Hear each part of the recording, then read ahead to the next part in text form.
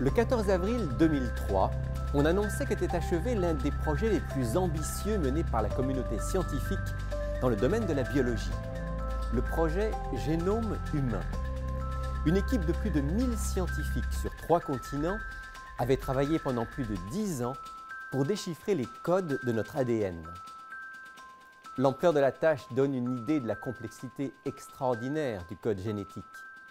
Et nous ne sommes probablement qu'au tout début de nos découvertes.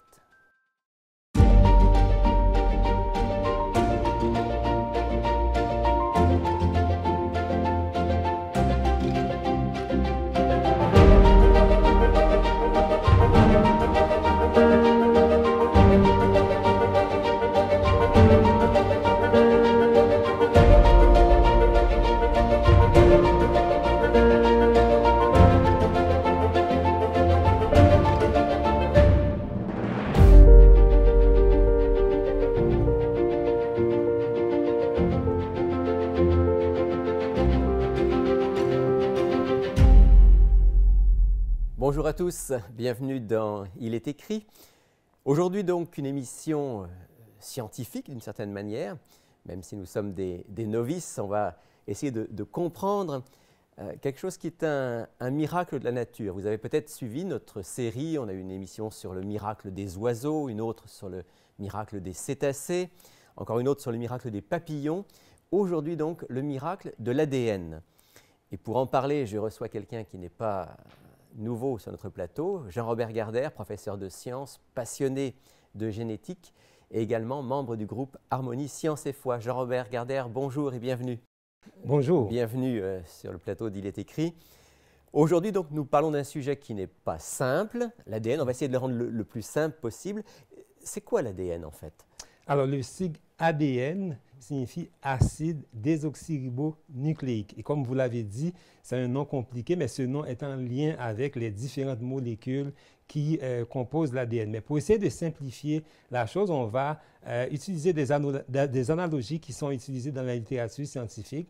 L'ADN peut être considéré comme une vaste bibliothèque qui contient tous les programmes qui permettent de fabriquer les protéines dont nos cellules ont besoin pour fonctionner.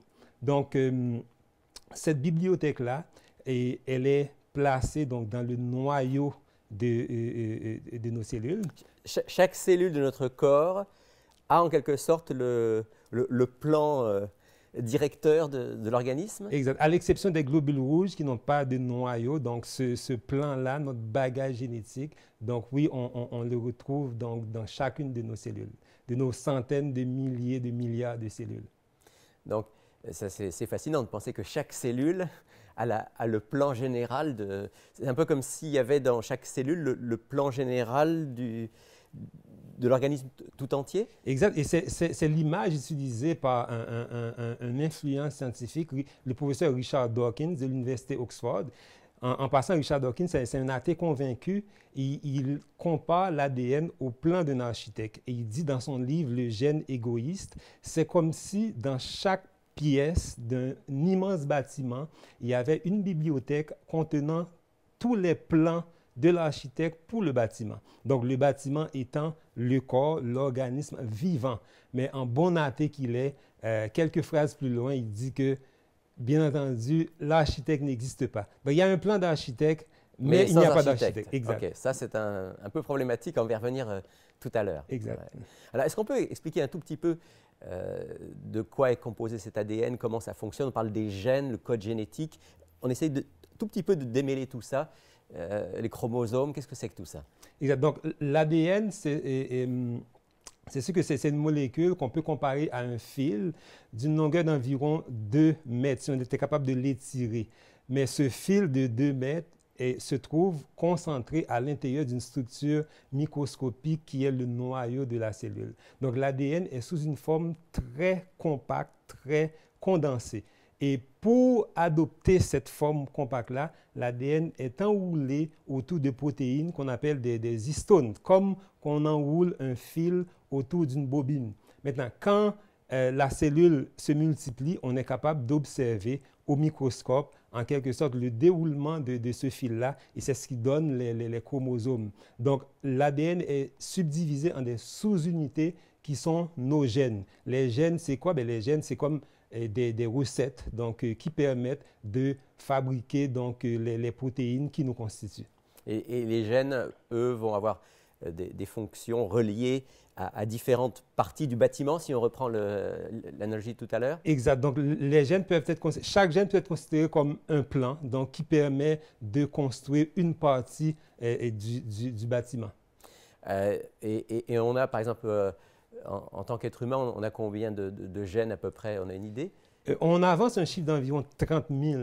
Est-ce que ce chiffre est exact? On ne le sait pas parce qu'on sait que l'ADN nous cache encore pas mal de secrets, mais on dit que dans le génome humain, il y aurait environ 30 000 gènes. 30 000 gènes pour que nous soyons ce que nous sommes. C'est ça. Et toutes les cellules contiennent le même bagage génétique. Donc, par exemple, les neurones, les cellules du foie, les cellules du cœur, les cellules de l'intestin, les cellules musculaires, donc toutes les cellules contiennent ce même bagage génétique-là. Alors, c'est sûr que c'est extrêmement complexe si on a 30 000 gènes. Ces différents gènes, donc, c'est comme des codes. Comment c'est constitué? En fait, l'ADN est formé d'un gigantesque alphabet, donc de 4 lettres. Étant donné que c'est un code, comme le code informatique qui est un code binaire constitué des chiffres 0 et 1, donc l'ADN est constitué aussi d'un code formé de 4 lettres ATCG. Bien entendu, les lettres correspondent à des molécules chimiques, mais on ne va pas entrer dans ces détails-là. On considère que dans le génome humain, par exemple, il y aurait 3 milliards de paires de lettres. Donc, ce sont les lettres ATCG qui se répètent selon des séquences bien précises et ce sont ces séquences-là qui vont permettre de fabriquer les protéines. Donc 6 milliards de lettres au total, mais la séquence elle est vraiment réglée au quart de tour. Alors vous me disiez en préparant l'émission que ces lettres sont toujours avec une séquence assez fixe, c'est le A avec le T, le C avec le G. Oui, effectivement. Donc en 1953, quand les scientifiques Watson et Crick ont découvert donc, la structure de l'ADN. Ils ont proposé une structure en double hélice qu'on peut comparer à une échelle. Donc, les deux montants de l'échelle sont les deux hélices. Donc, les lettres A et T sont appareillées ensemble. Donc, en face d'un A, il va tout le temps y avoir un T. Et en face d'un C, il va tout le temps y avoir un G. Et cette structure-là, elle est bien définie. C'est ce qui va permettre, par exemple, quand l'ADN va aussi se dédoubler, c'est ce qui va permettre de fabriquer donc, une copie de l'ADN au moment de la division cellulaire. Parce que ça, c'est fascinant. On va en reparler de ces copies. Alors, 4 lettres, mais des possibilités presque infinies. Oui, on sait que dans notre alphabet français, il y a 26 lettres. Et avec ces 26 lettres-là, on peut former un nombre infini de mots. Et avec les 4 lettres de l'alphabet de l'ADN aussi, on peut former un nombre infini de séquences. Donc, les possibilités sont illimitées. Et ça a suscité aussi l'admiration de beaucoup, oui. Ce système-là. Et par exemple, Bill Gates, qui est PDG de Microsoft, il connaît ça, l'informatique. Il dit que l'ADN est un programme informatique, mais un programme de loin plus complexe que tout ce que l'homme a déjà créé. Un programme de type informatique exact. Qui dépasse tout ce qu'on a pu imaginer jusqu'à maintenant. Exact. Alors, est-ce qu'on peut justement, puisque je sais que c'est ce qui vous a attiré dans l'étude de la génétique, donner quelques éléments pour montrer à quel point ce système est extraordinaire? Bon, c'est sûr qu'il y a plusieurs éléments. L'une des choses qui est vraiment fascinante, c'est que, je l'ai dit tantôt, toutes les cellules contiennent le même bagage génétique, la même information. Mais on sait par exemple qu'un neurone, qui est une cellule du cerveau, ne va pas fabriquer les mêmes protéines donc qu'une cellule du foie. Une cellule du foie ne fabrique pas les mêmes types de protéines donc qu'une cellule du cœur. Donc chaque type de protéines fabrique chaque type de tissu fabrique les protéines qui lui sont spécifiques. Donc tout ça, c'est comme l'image que je pourrais utiliser.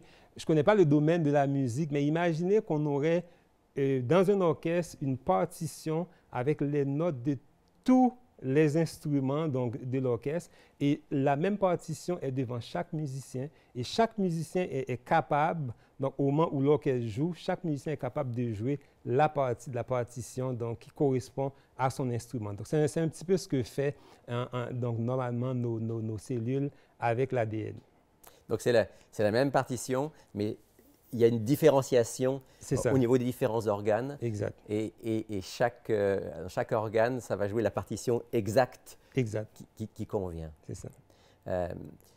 Parmi les choses extraordinaires aussi, il y a toute la division et la multiplication de ce code génétique. Oui, parce qu'on sait que nos cellules se divisent, que ce soit pour la croissance, le développement ou l'entretien de l'organisme. Et quand une cellule se divise, donc la cellule va faire une copie de l'ADN. Donc, ce fameux texte-là va être recopié de façon à ce que la cellule puisse donner un exemplaire donc, de la molécule à chacune des cellules filles qui vont naître de la division.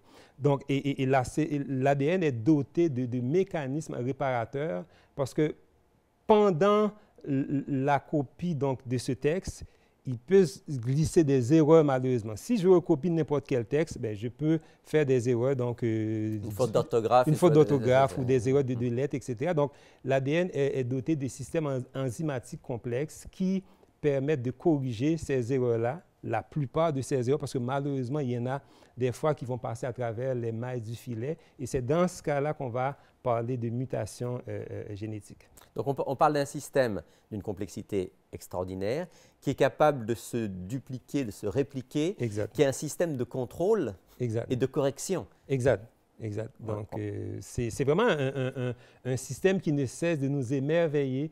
Et puis, il reste encore beaucoup de choses à apprendre justement sur ce programme-là. Parce que si j'ai bien compris, on a en quelque sorte trouvé qu'il y avait 2%, quelque chose comme ça, de ce génome qui était codant. C'est ça. Et justement, en 2003, on sait que le projet du génome humain, donc le projet qui consistait à déchiffrer, à décoder donc le génome humain, ce projet-là a été complété en 2003. C'est un projet qui a nécessité l'implication de plus de 1100 scientifiques pendant plus de 10 ans. Ces scientifiques ont été répartis dans des laboratoires du monde entier, aux États-Unis, en Europe et en Asie. Et je lisais récemment un article où une auteure explique l'ampleur du travail qui a été réalisé et l'analogie qu'elle utilise, elle dit, imaginez une encyclopédie, donc d'un millier de pages. C'est comme si on prenait l'encyclopédie, on déchirait chaque page, ensuite on prend chaque page, on la découpe en de très petits morceaux qu'on identifie ensuite et après on reconstitue chaque petit morceau, chaque page, et l'encyclopédie au complet. Donc, en quelque sorte, c'est ça le travail gigantesque. C'est un travail colossal. Oui, et ce travail-là a permis de déchiffrer donc, nos gènes. Mais on sait aujourd'hui que la partie de l'ADN qui sert à fabriquer des protéines, la partie qu'on appelle codante, cette partie-là représente seulement 2% de l'ADN.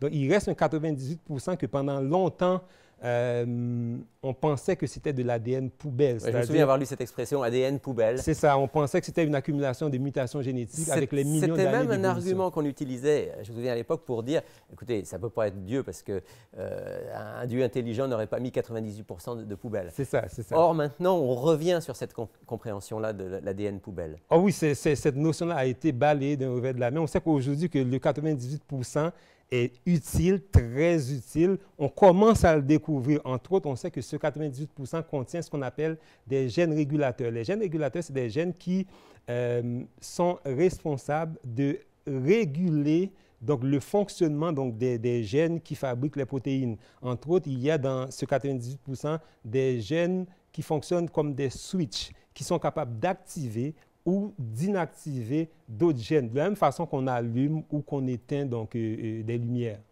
Donc, on comprend un petit peu le fonctionnement de 2%, mais sur le 98%, on est encore en train de découvrir. C'est un travail en progression. On découvre de plus en plus donc, des choses et à chaque fois, de découverte en découverte, on s'émerveille encore plus donc, devant la complexité de cette merveilleuse machine-là. Jean-Robert Gardère, vous venez d'employer un mot, on s'émerveille devant la complexité. Moi, la question que je me pose, c'est quand on a une compréhension, comme beaucoup de scientifiques, qui est une compréhension matérialiste, athée, c'est-à-dire sans cause extérieure, comment est-ce qu'on explique que l'ADN existe et que l'ADN soit à la base même de toute la vie, de tous les organismes? Bon, bien entendu, aussi bizarre, illogique que cela puisse paraître, dans la pensée évolutionniste athée, la naissance, l'apparition de l'ADN est encore attribuée au hasard, comme les origines de la vie d'ailleurs. Donc, on pense que l'ADN est arrivé un beau jour. Par exemple, le célèbre généticien français Albert Jacquard, il dit dans l'un de ses livres, L'éloge de la différence, un beau jour apparaît l'ADN, une molécule parmi tant d'autres. On sait aujourd'hui que l'ADN... On sait aujourd'hui que l'ADN n'est pas une molécule parmi tant d'autres. C'est un plan, c'est un vaste programme. Et dans un autre livre, L'avenir n'est pas écrit, Albert Jacquard, il dit, dans les milliards d'années qui ont précédé donc, l'apparition de la vie sur la Terre, donc, la Terre connaissait des événements catastrophiques et dans ce décor chaotique, des molécules apparaissaient et disparaissaient aussitôt jusqu'au jour où une molécule apparaît et cette molécule-là aurait acquis la capacité de se dédoubler, ce qui a fait qu'elle a pu résister donc, aux assauts de la nature. Donc, cette molécule-là a dit à la nature, vous ne pouvez plus me détruire. Donc, pour lui, c'est comme ça que l'ADN serait apparu, mais on sait qu'aujourd'hui, on ne peut pas attribuer l'ADN au hasard. C'est presque de la pensée magique que de penser que le hasard peut créer quelque chose d'aussi complexe. C'est ça. Et moi, je me demande comment est-ce que le hasard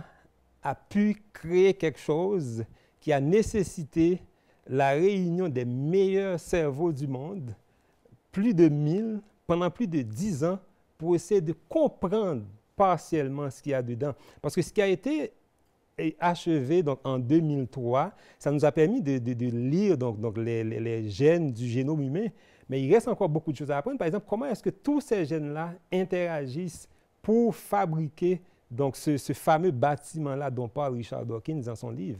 Donc, il reste encore beaucoup de choses à apprendre. Et puis, vous me disiez aussi en préparant l'émission qu'il y a ce fameux mystère du fait que tout est imbriqué, c'est-à-dire que l'ADN permet la synthèse des protéines, oui. Mais en même temps, il faut que les protéines soient là pour réaliser la synthèse. Bien sûr. Assez fou. Exact. Parce que dans l'ADN, on peut trouver la notion, donc, l'énigme de l'œuf et de la poule qui était là avant.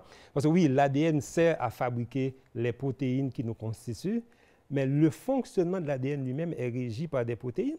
Par exemple, pour que l'ADN se dédouble, donc pour qu'il fasse une copie de lui-même, mais ça prend des enzymes qui vont permettre cette action-là. Quand, par exemple, l'ADN se dédouble et qu'il y a des erreurs, c'est encore un autre système enzymatique très complexe. Donc, c'est des enzymes, des protéines qui vont venir pour aider à corriger ces erreurs-là. Et quand l'ADN est au travail, par exemple, pour synthétiser, pour fabriquer une protéine, il y a d'autres protéines qui sont impliquées et l'ADN est lui-même enroulé autour de protéines qu'on appelle des histones. Donc, c'est sûr que qui était là avant? L'ADN ou les protéines, ça prend les deux en même temps. C'est le principe de complexité irréductible qui a été évoqué par le biochimiste américain Michael Behe. Il dit que tout système complexe a besoin de toutes ses composantes au même moment pour être fonctionnel. On enlève une seule composante et tout le système est non fonctionnel. Donc, il a fallu que tout ça arrive en même temps. Soit présent en même temps. Sinon, ça ne pouvait pas fonctionner. Sinon, ça ne peut pas fonctionner parce que c'est trop complexe. Et il y a quelque chose que j'avais oublié de mentionner. L'ADN est placé donc, dans le noyau de nos cellules, mais l'ADN ne quitte jamais le noyau. Pour fabriquer une protéine, la portion de l'ADN qui va servir à fabriquer cette protéine va être copiée sous la forme d'un envoyé spécial, d'un messager, donc qu'on appelle un ARN messager. Donc, et ce messager va quitter le noyau, va s'en aller dans le corps de la cellule, qui est le cytoplasme, pour aller à la rencontre de la machine qui va faire la copie, qui va le lire et le traduire en protéines. L'image qu'on pourrait utiliser, imaginez un constructeur, un contremaître, qui utilise le plan d'un architecte pour construire un bâtiment, mais il laisse toujours l'original du plan au bureau. Quand il se déplace pour aller sur le chantier, il va prendre une copie du plan. Mais le plan reste toujours au bureau. Donc, c'est un petit peu comme ça aussi que l'ADN fonctionne. Donc, c'est un système aussi qui a une grande sécurité. Ah oui, bien sûr. Qui est fait de manière extraordinaire. Ça a amené d'ailleurs certains à reconnaître qu'il devait y avoir une intelligence, un concepteur. Oui, bien sûr. Et plusieurs en sont arrivés à cette conclusion.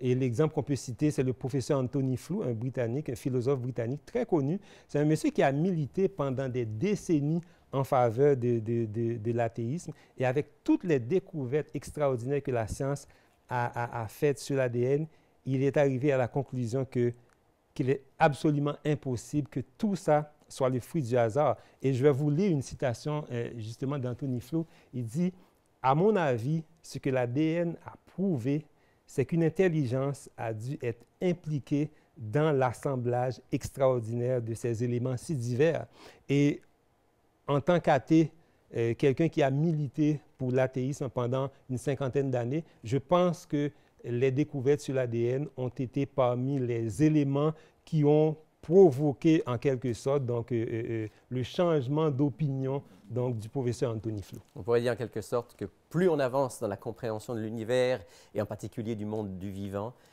plus l'évidence d'une intelligence et d'un concepteur génial est là devant nos yeux. Oui, bien sûr, parce que l'ADN peut être considéré aujourd'hui comme étant la banque d'informations la plus complexe de l'univers connu. Il y a une auteure qui compare, en termes de volume d'informations, qui compare l'ADN à une pile de plus de 200 annuaires téléphoniques. Et dès qu'on parle d'informations, la logique veut qu'on pense à une intelligence. La source d'information, l'information la plus simple, l'arrangement de quelques lettres pour donner un mot, on ne peut pas penser que ça peut se faire au hasard. Si je me promène, par exemple, sur la plage par un coucher de soleil, et qu'à un moment donné, je vois dans le sable le dessin d'un cœur, même si je suis tout seul sur la plage, la première pensée qui me vient, c'est que quelqu'un est passé par là avant moi. Je sais que les vagues ne peuvent pas charrier au hasard donc, du sable pour venir dessiner ce cœur-là.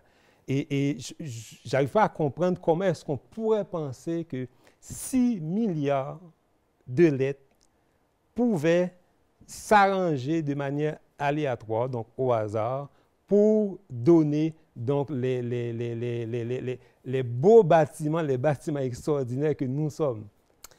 Jean-Albert Gardère, on pourrait encore parler longtemps de ce miracle de l'ADN et de la vie. On doit s'arrêter là.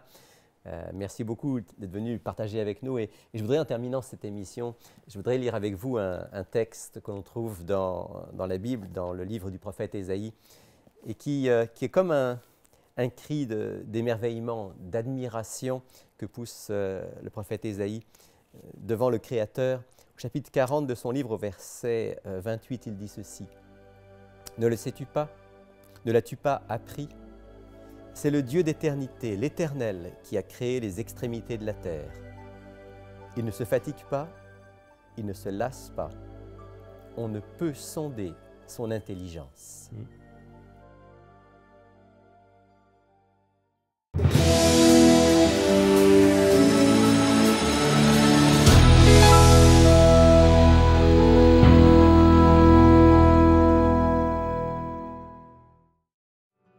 Que chacun donne comme il l'a résolu en son cœur, sans tristesse ni contrainte, car Dieu aime celui qui donne avec joie. Si vous souhaitez nous appuyer en faisant un don, voici comment faire. Par téléphone, 514-729-3515, par Internet, www.iletécrit.tv. Merci pour votre générosité. Le sujet d'aujourd'hui était bien sûr un peu complexe, mais je suis persuadé qu'il vous a intéressé. Et si vous voulez aller plus loin, profitez de notre offre de la semaine que nous présente France. Bonjour France. Bonjour Rémi. Et bonjour Sylvain. Bonjour. Alors, entre les mains, tu as un livre qui nous parle justement de ces évidences d'un créateur dans la nature. Absolument, et c'est même démontré scientifiquement, évidemment, dans ce livre-là. C'est le titre « Création d'un créateur ou hasard de l'évolution ». Très bon Et livre.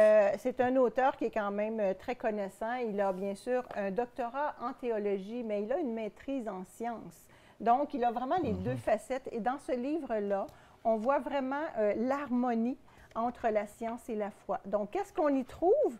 On y trouve des explications scientifiques, on trouve des faits historiques, des faits archéologiques, mais on a des textes bibliques, on a des citations d'auteurs bien connus. Oui. Et c'est très intéressant justement à cause, il y a beaucoup d'images, beaucoup d'explications. On Beaucoup le parcourt d'illustrations. et c'est facile, c'est vraiment là, pour monsieur, madame, tout le monde. Pour commencer, c'est idéal. C'est l'idéal. Donc, Ça. ce livre-là, on l'offre à 13 $ plus les frais de poste. Donc, c'est quand même un C'est- très bon prix pour Ouais. un livre de cette qualité. Oui, et le sous-titre, c'est une explication raisonnée et raisonnable. Une explication Raisonnée raisonnée et et raisonnable. raisonnable. Autrement dit, on peut avoir de bonnes raisons Oui. de croire en Dieu. Voilà. Voilà. On bon. a plein de preuves aussi. Là. Création d'un créateur Ou hasard de l'évolution. C'est notre offre de la semaine. Oui. Merci, France. Et puis, Sylvain, toi, tu voulais nous rappeler l'existence d'un cours qui s'appelle Découverte Oui, c'est ça. et qui commence justement par la création.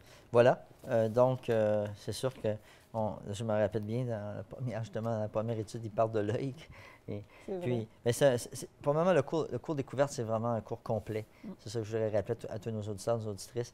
De la Genèse jusqu'à l'Apocalypse, on voit les fondements du plan du salut. Donc, c'est une réflexion, finalement, qu'on peut faire avec les auditeurs parce que ce cours-là se donne en ligne, premièrement, ou on peut aussi le faire par la poste. Donc, comme vous savez, on Par a correspondance. nos correcteurs professionnels Ouais. et bien équipés pour le faire. Puis, en plus de ça, bien évidemment, on offre l'opportunité de le faire en personne. Donc, en région ou aussi dans la région métropolitaine, peu importe. Mais l'idée, communiquer avec nous, puis on peut fortement trouver quelqu'un pour vous aider, à vous accompagner à faire Donc, ce cours-là. Ouais. Un cours qui permet de découvrir les différents thèmes, les grands thèmes de la Bible. Oui. Un cours, 3 formules. Oui, un cours 3 formules, 26 leçons. Donc, c'est gratuit. Puis, c'est facile aussi. Ce que j'aime là-dedans, c'est qu'on a le fascicule que la personne garde et on a un petit questionnaire que la personne peut répondre. Puis, c'est bien parce qu'en arrière, il y a une place pour faire ses commentaires. Pour le dialogue. Pour le dialogue et pour des questions aussi. Puis, assurez-vous qu'on va répondre à vos questions. Ouais. Si vous en avez des questions, on peut prendre le temps d'y répondre. Puis, pour nous, c'est toujours un plaisir de partager la bonne nouvelle avec les auditeurs. Très bien, cours découverte. Merci beaucoup, Sylvain. Donc, si vous voulez profiter de nos offres du jour, le livre « Création d'un créateur ou hasard de l'évolution » ou encore le cours découverte, eh bien, voici nos coordonnées. Pour effectuer votre commande, écrivez-nous à Il est écrit, casier postal 99, succursale Rosemont, Montréal, Québec, H1X3B6. Vous pouvez également passer votre commande sur le web à ilétécrit.tv ou par téléphone au 514-729-3515 dans la région de Montréal et sans frais au 1-866-729-3515 pour l'extérieur de Montréal. Il me reste à vous remercier d'avoir été avec nous encore aujourd'hui. Je vous donne rendez-vous bien sûr la semaine prochaine pour une autre émission, un autre sujet. Mais d'ici là, souvenez-vous, il est écrit « L'homme ne vivra pas de pain seulement, mais de toute parole qui sort de la bouche de Dieu ».